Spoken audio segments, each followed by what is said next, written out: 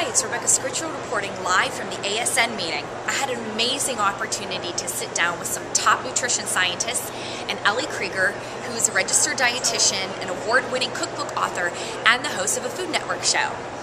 We had an excellent conversation about eating habits in America, and I'm just going to summarize that up for you here in this video blog.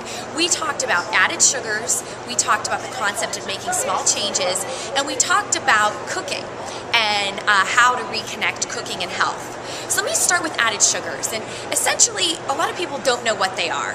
Basically, added sugars, it occurs when you're processing a food.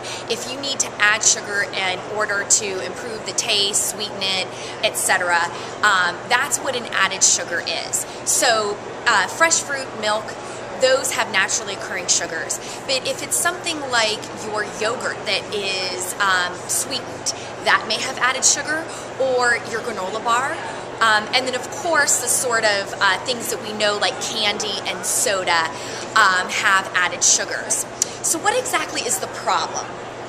Basically, the bottom line is that there's just not really enough room in a healthy eating plan for the amount of added sugars that we're currently consuming. So for example, if we are to meet all of our nutrition needs, adequate vitamins and minerals and fiber, plus stay within our calorie limits to maintain a healthy weight, there's a little bucket of bonus calories called discretionary calories. And that is where not only added sugar fits, but also alcohol and solid fat.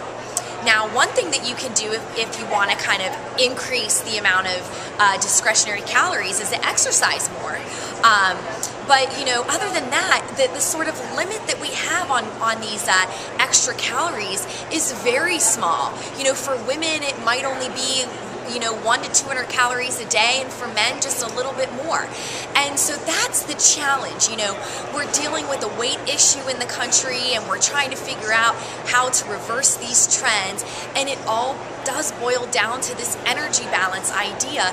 And where we're at right now is consuming too much of these sort of foods that have little nutrition for the calories. And what we need to do is try to dial it back a bit. So I've got a few tips for you that might help. Say you're going out, you might want to choose between having dessert and wine, because if you have dessert and wine all the time, you're setting up a behavior for where it might be difficult to keep a balance there. If you have a sweet tooth, finding ways to enjoy sweets that seem realistic, whether it's eating smaller portion sizes or sharing desserts, say. And then Ellie brought up a really interesting point. What she says is use sugars in a way that make healthy food taste even more delicious. So for example, a nice bowl of oatmeal, you might sweeten with a little honey or a little maple sugar and throw some raisins in there to really kind of bring out the flavor, or making a smoothie that has fruit and then also sweetened with a little bit of sugar. So I like those tips as well. Moving on, we talked about the concept of making small changes. And this is very interesting because some people will say, well, if you're trying to help people lose weight, and if you say, oh, you just have to make small changes and you'll be fine, that's misleading. That's not at all what we're saying. We're talking about what it really takes to change behaviors. And a lot of it has to do with the person's attitude. So they need to perceive that they can actually succeed at these behavior changes. And that means starting small, repeating those changes that feel good, that feel easy, over and again, and those small changes over time do add up to making a significant impact, and that's how you change behavior in the long term. And we pretty much all agree that the small changes approach does work, and that we just need to make sure that they're picking up the message of, yes, in the long term, you might need to make significant changes, but don't focus on the big picture all the time. Don't focus on that end goal and use that as a barrier.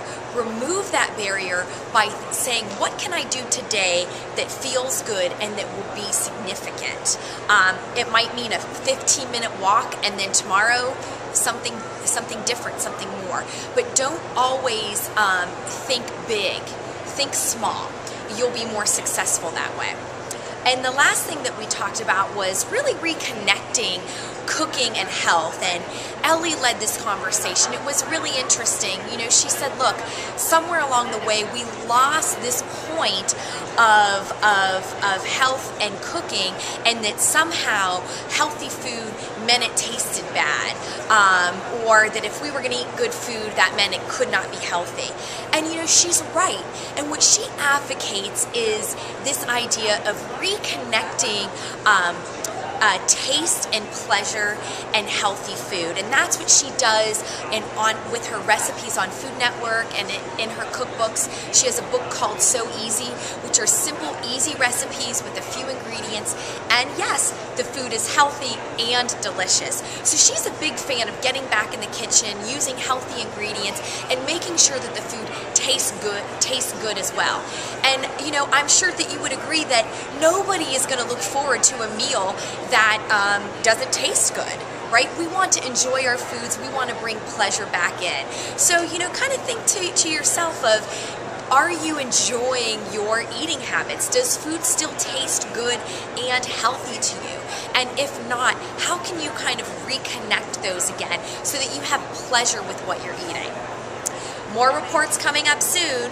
For the American Society for Nutrition, I'm Rebecca Scritchfield.